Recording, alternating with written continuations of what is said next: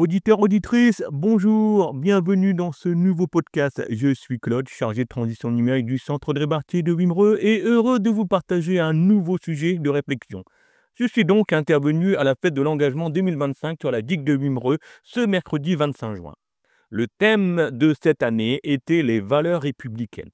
Inspiré par ce fil rouge et en mode micro-trottoir, j'ai donc décidé d'aller à la rencontre des badauds et en leur posant cette question: les réseaux sociaux favorisent-ils la fraternité? Eh bien, voici le résultat de mon enquête. Alors pour moi, ils favorisent, la fraternité, mais en même temps non. C'est-à-dire que, lorsque par exemple, sur les réseaux, on peut voir, des fois il y a de la solidarité, envers les autres. Par exemple, quand quelqu'un se fait harceler, on peut voir que des fois on se fait défendre et cetera par les autres personnes. Ou alors, quand on encourage quelqu'un, quand on voit quelqu'un qui réussit quelque chose et qu'on peut l'encourager, ça favorise.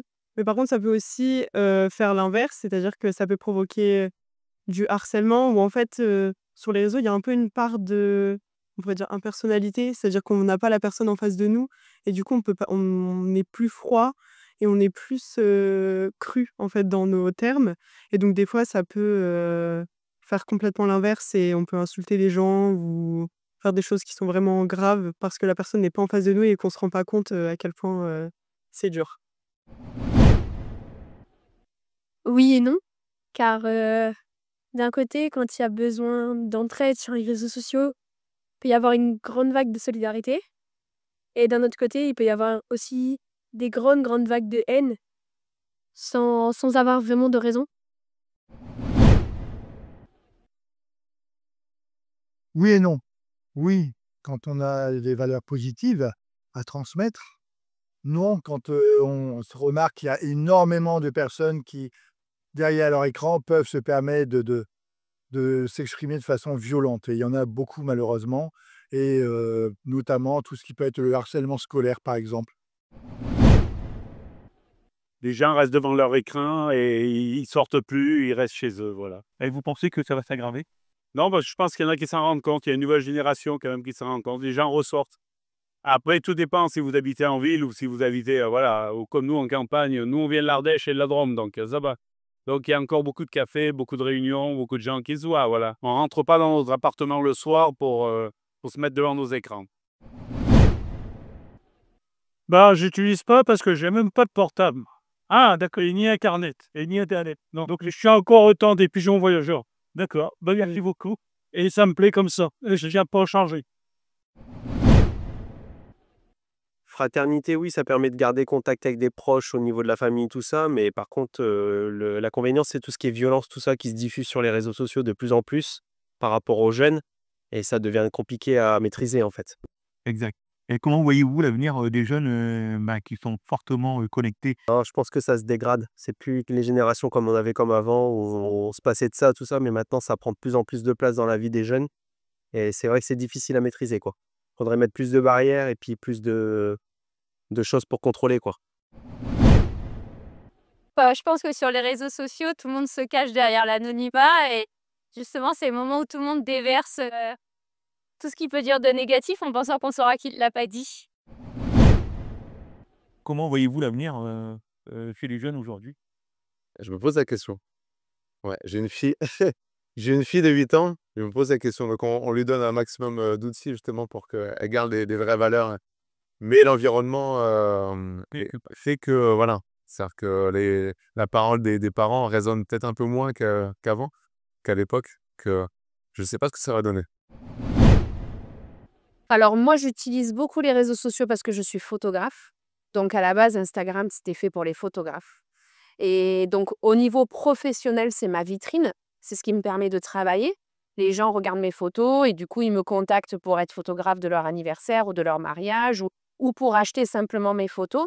Et c'est mon point de vue, hein, c'est pas une vérité absolue, mais je pense que tout ce qui est Facebook, Instagram devrait être réservé aux professionnels et qu'un enfant n'a pas à avoir accès à ce genre de réseau.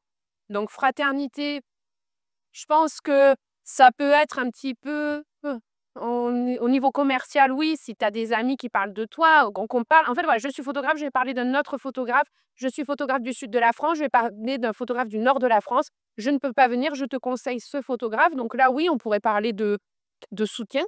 Mais je pense que c'est quelque chose qui fait beaucoup de mal à nos jeunes. Donc, je ne suis pas vraiment pour les enfants. En tout cas, je suis un petit peu de la vieille école. Pourtant, je ne suis pas très vieille, mais je suis contre les écrans et contre les réseaux sociaux pour les moins de 15-16 ans, je pense. Voilà. Ben, c'est le mot de la fin. Pour moi, non. Les réseaux sociaux ne favorisent pas la fraternité car on est tous anonymes on est tous anonymes devant notre écran et on peut dire ce qu'on veut et sans forcément se mettre en avant et dire enfin voilà, on reste dans l'anonymat, donc on peut pas favoriser la fraternité par rapport à ça. Bah, c'est l'enfermement sur soi, c'est la solitude, les gens qui ne parlent plus qu'à leur ordinateur et pas aux gens. D'accord. Et donc, c'est une perte de temps dans leur vie, en fait. Ah, perte de temps, je sais pas, ça j'irai pas jusque-là, mais c'est plutôt la solitude. Enfin, les gens qui se retrouvent seuls devant leur ordinateur plutôt que d'être justement comme nous en groupe. Alors pour moi, je pense que les réseaux sociaux favorisent oui et non la fraternité. Oui, parce que ça permet de créer du lien, d'être en contact avec, plusieurs personnes. Heu Ça peut favoriser, l'entraide, ouvrir différents points de vue, différentes cultures et cetera. Mais dans un autre sens, ça peut aussi nuire à la fraternité parce que ça peut, troubler les apparences. On ne sait jamais qui on a affaire, sur les réseaux sociaux.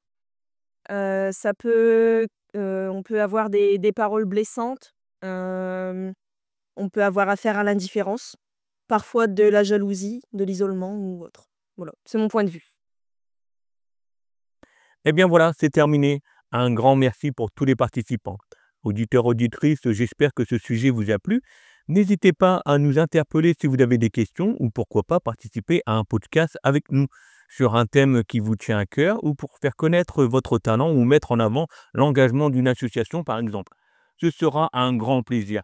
On vous dit à bientôt pour un nouveau podcast. En attendant, restez connectés. Bye bye.